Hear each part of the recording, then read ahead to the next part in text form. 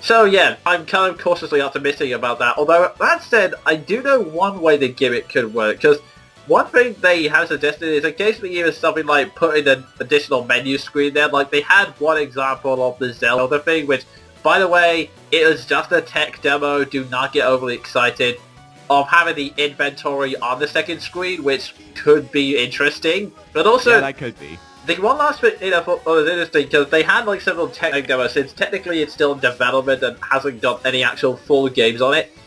But the idea was of the alternate view for one player. Like, the one example that did sound pretty fun was that you had two guys using the standard Wiimote controls. You can have situations where the two people are fighters on the ground who are shooting each other, and the third player, who is a battleship with a massive cannon looking down at them from above. And he has his own separate screen where he gets a bird's eye view and he gets the targets to shoot. That's kind of interesting. Yeah, that's what I mean. It could have potential in that sense, offering the second viewpoint. I mean, it could work really well for multiplayer games like that by giving the other player something else to do with it, if that makes it. Yeah.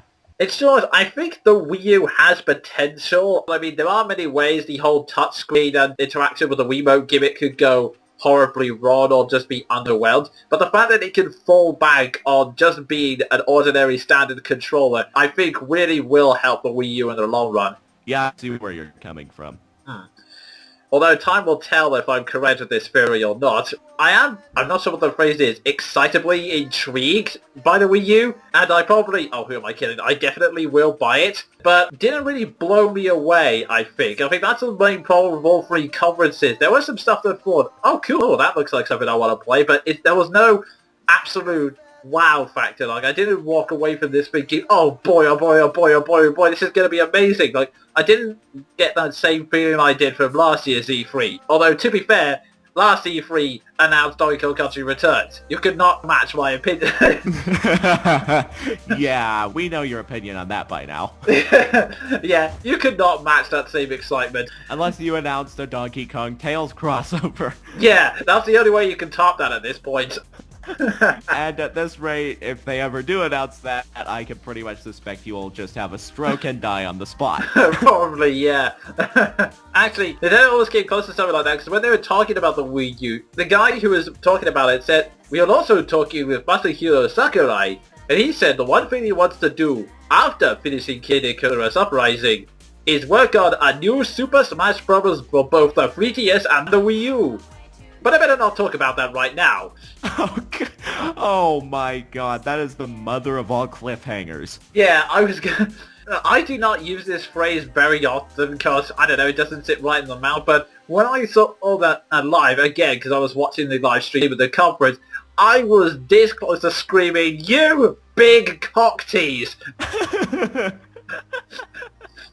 Because they knew people would get excited at the announcement, but not only did they announce it, they said it's not gonna happen for a while because Sakurai is too busy working on Kid Icarus. It's not gonna happen for ages, and yet they did. Oh god, we got gypped in favor of Kid Icarus. Now I'm definitely not playing that one.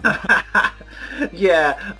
And yeah, that's pretty much everything we can talk about, so I guess we better sum it up. Overall, this year's E3, there were definitely many good games on display, but I don't think there was anything that particularly blew me away with the wow factor or anything. It's just a lot of stuff I'm interested in or just curious in. The Wii U, I'm optimistic about. The PlayStation Vita, I have absolutely no interest in, period, so yeah. Yeah, and as for me, the games that remotely interested me in the entire conference were Mass Effect and Sly. Kind of sad when you think about it. Yeah, fair enough. I think for me, the games that interested me were, ignoring the Wii U stuff, Mario and Sonic in the Olympics, Super Mario 3D and Mario Kart 3D, and that's really about it. Yeah, I had a lot of Mario this year. Indeed.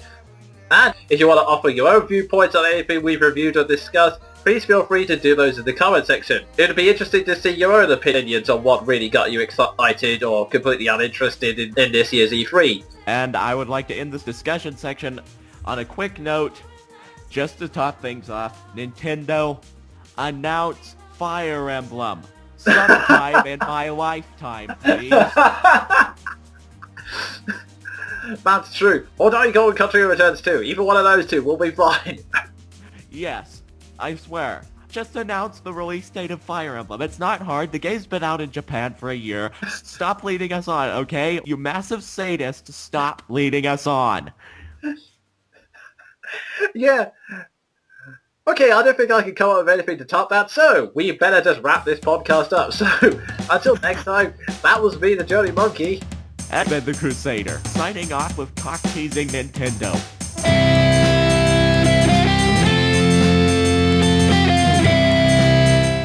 That was Monkey Broadcast, a monthly review and discussion show hosted by the Jonin Monkey and Sven the Crusader.